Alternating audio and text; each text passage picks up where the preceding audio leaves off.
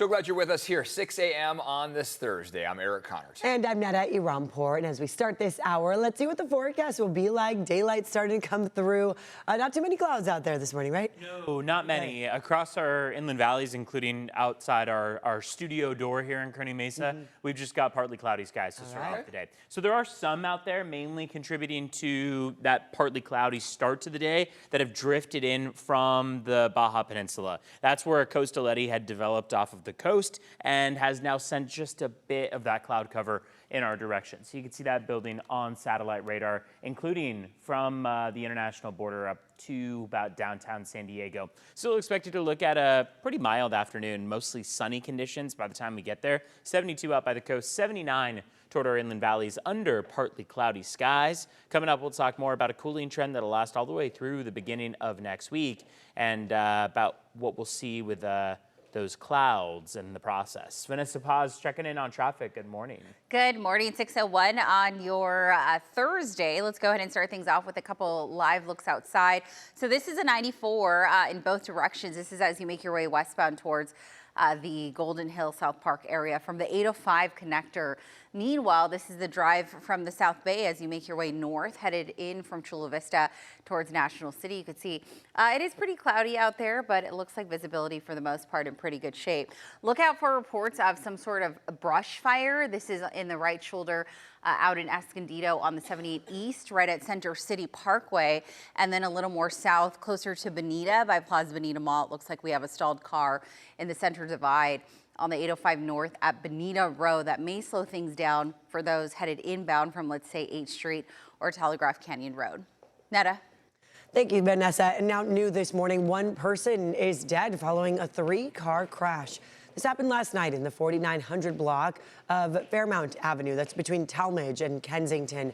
San Diego police say a woman was stopped in the road with her hazard lights turned on when another driver pulled over to help her. And that's when San Diego police say another driver traveling southbound crashed into the woman's car. She died at the scene. The other 2 drivers were not injured, and police say alcohol or drugs were not factors in the crash.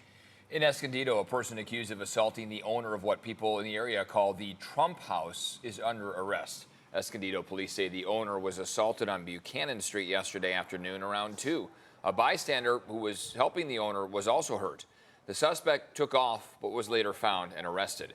Escondido police say the owner was taken to the hospital with critical injuries. The house in Escondido has gone viral over the amount of Trump flags and MAGA decor in the front yard. In just a couple of hours, people will start to gather in Mission Valley to remember the 3 men shot and killed at the Islamic Center of San Diego. A funeral prayer service will be held right near Snapdragon Stadium later on this morning. News 8's Tori Apodaca live in Mission Valley with the details for this. Tori, good morning. Hi, good morning. That funeral prayer service is going to be happening at 11 this morning right here at SDSU Mission Valley River Park. They're asking people in the community, though, to park here at Snapdragon and to carpool because they are expecting a really big turnout. You can see here more details on the prayer service as well as a burial that's going to be happening following it at 12 p.m. at La Vista Memorial Park in National City. Amin Abdullah, Manzoor Kaziha, and Nadir Awad, the 3 victims, all family men who are long-term members of the Islamic Center of San Diego. Each of them are being hailed as heroes, facing the danger head-on and potentially preventing greater tragedy, saving the children and teachers who were inside the mosque as gunfire rang out on Monday. Last night, more than 100 UC San Diego students, plus members of all faiths and backgrounds within the community, gathered for a vigil to remember the shooting victims. Many students vowing to honor and preserve their legacies, with one speaker saying, "Violence and hatred will not define us." All I can say is that they're true men and to be a true man is to serve the community, and that's what they did. So now it's our duty to kind of honor them by protecting the community that they sacrificed their lives for.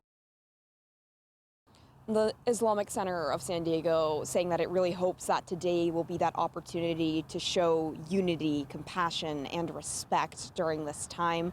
We'll be out here and you can tune in to watch that prayer funeral service live on CBS 8, or you can download our CBS 8 app on your TV or cell phone.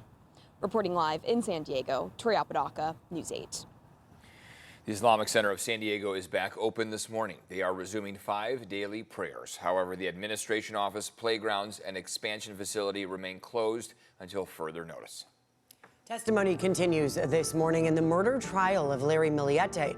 Maya's father and her sister took the stand yesterday.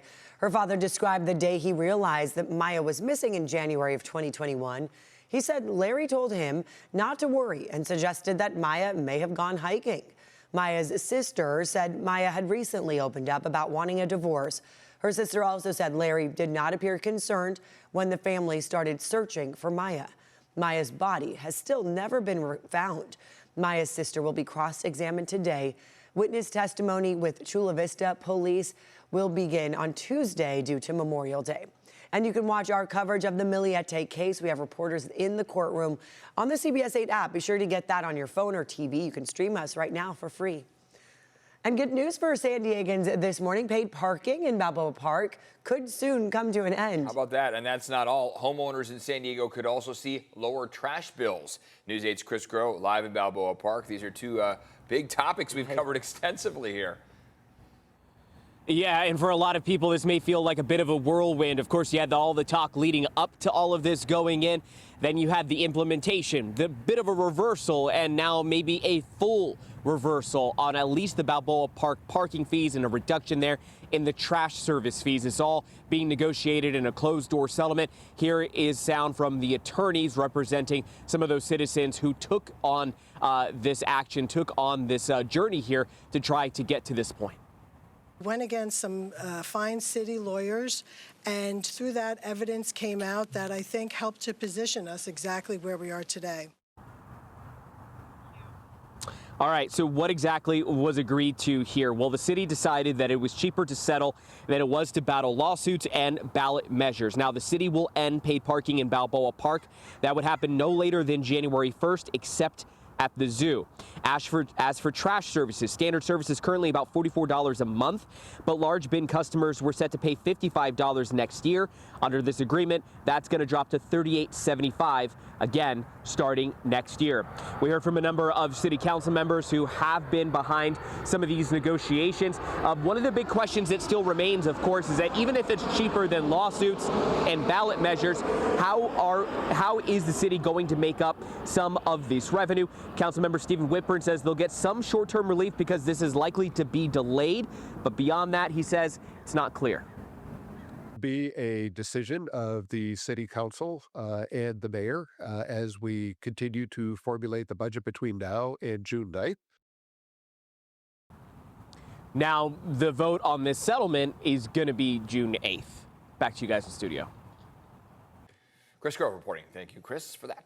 Okay, let's talk about the forecast here on this beautiful start. Take me there. To Thursday. Yes, we're at Thursday here. Thursday. Getting closer to the weekend where you may be spending it at Hotel Del. That's what we're saying. The only thing better would be if it was Friday, of course. True. However, we'll take the Thursday, right? Not to mention a Thursday morning with fewer clouds on hand than what we're used to seeing. Thursday with above average temperatures, which we'll still be holding on to today. Live look outside shows there are clouds, like we talked about. There absolutely are clouds, but they're not quite as dense as we've seen them for past mornings, and they won't be sticking around for too long. 72 out by the coast, 79 toward our inland valleys on average this afternoon, 78 toward the mountains, and 99 across those deserts. Yesterday was our day of peak warmth. Temperatures begin to slide by 1 to 2 degrees each day between now and early next week. So it'll be much more noticeable by early next week. However, for now, we will still nonetheless be cooling down slightly. With afternoon highs yesterday peaking about 5 to 10 degrees above average. We didn't cool down much in the overnight stretch. We were mostly in the low 60s. Be prepared for some nights ahead. And when I say ahead, I mean more so going into the summer months, June, July, August, where we might have those warmer overnight low temperatures. So we've been soaking in over the last couple months that ability to open up the windows overnight and bring in some of that cool air. That might be changing as our afternoon highs start to climb.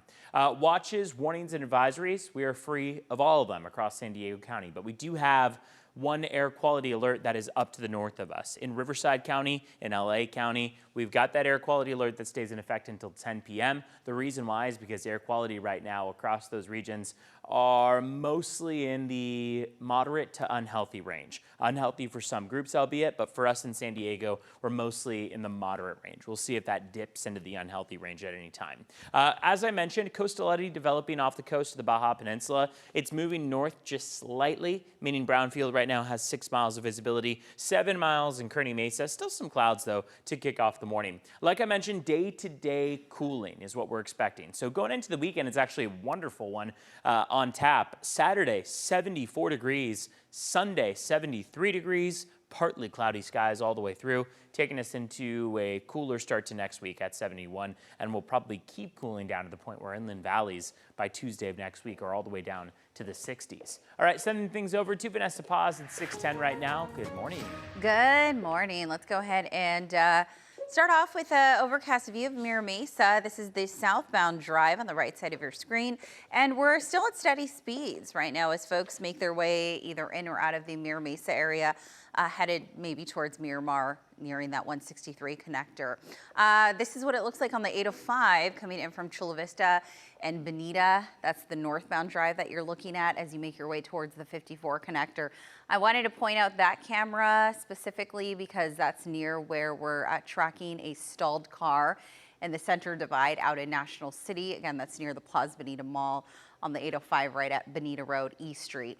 And then up in the North County, we're getting reports of some sort of brush fire on the right shoulder in Escondido on the 78 eastbound right at Central City Parkway. So if you're making your way in from San Marcos via the 78 east headed towards Escondido, this may slow things down and also may slow things down as you make your way out of Escondido on the 78 west.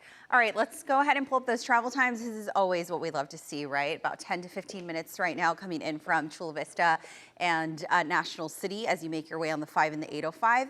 Under 5 minutes right now, full span of the Coronado Bridge headed in from Barrio Logan to the city of Coronado, about 10 to 15 on the 5, the 15, as well as the 78 coming in from the North County. And then here's what it looks like coming in from the East County headed west, about 3 to 7 minutes on the 94, the 8, as well as the 52. Netta. All right, Vanessa, thank you very much. Still ahead, firefighters are gaining ground on the Tussle fire. That's the one burning near Campo. We're going to have the latest on the containment efforts. While several other wildfires also burning through thousands of acres across the state. We'll have more on the efforts to save property and lives.